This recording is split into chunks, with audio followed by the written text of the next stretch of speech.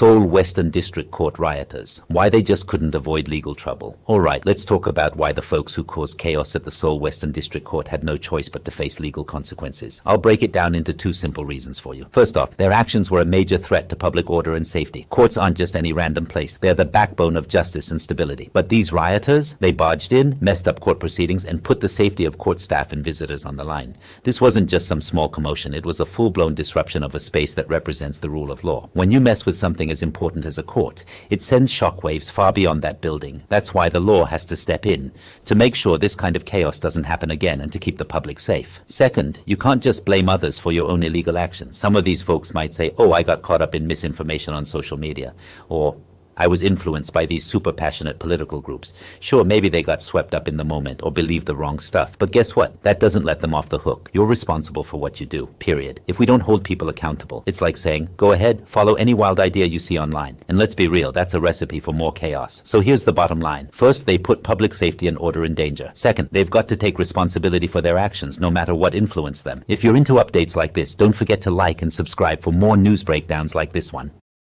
서울 서부지방법원에서 난동을 부린 사람들이 왜 법적 처벌을 받을 수밖에 없는지 두 가지 이유를 설명드릴게요. 이건 단순한 난동이 아니라 정말 중요한 문제였기 때문입니다. 첫 번째 이유는 이들의 행동이 공공질서와 안전을 심각하게 위협했기 때문입니다. 법원은 단순히 소송이나 재판이 이루어지는 곳이 아니라 법치주의를 상징하는 공공기관입니다. 그런데 이들이 난동을 부리는 바람에 사법 절차가 중단되고 법원 직원들은 물론이고 국민 전체에게 큰 불안과 위험에 처했어요.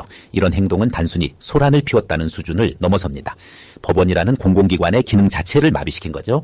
법원은 사회의 안정성을 유지하고 정의를 실현하는 핵심 공간인데 여기서 난동이 벌어진다는 건 국민 전체의 신뢰를 훼손하는 겁니다. 결국 이런 행동에 대해 법적 처벌이 없으면은 유사한 사건이 반복될 위험이 크기 때문에 공공질서를 지키기 위해서라도 처벌은 불가피한 겁니다. 두 번째 이유는 개인의 불법적 행위에 대한 책임을 반드시 물어야 하기 때문입니다. 이 사람들이 유튜브나 SNS에서 퍼진 잘못된 정보나 선동적인 메시지에 영향을 받았다는 얘기도 있어요. 특히 극우 성향의 일부 집단이나 열성적인 지지자들로부터 영향을 받았을 가능성도 제기되고 있습니다. 하지만은 설령 그런 외부 요인이 있었다 하더라도 자신의 행동에 대한 책임은 피할 수 없어요. 법은 개인의 불법적인 행위에 대해 엄정하게 책임을 묻습니다. 또 법적 처벌이 있어야 앞으로 누군가 비슷한 방식으로 선동하거나 이런 행동을 부추기는 일이 줄어들겠죠. 이는 사회 전반에 경각심을 주는 역할도 합니다. 결국 첫째, 공공질서를 해친 행위와 둘째, 개인의 책임을 묻는 법적 원칙. 이 두 가지 때문에 이들이 처벌받는 겁니다. 법은 개인의 잘못된 행동을 그대로 넘어가지 않으니까요. 이렇게 보면 서울 서부지방법원 난동 사건이 왜 단순한 소란으로 끝날 수 없었는지 이해되셨죠? 추가로 궁금한 점 있으시면 물어보세요.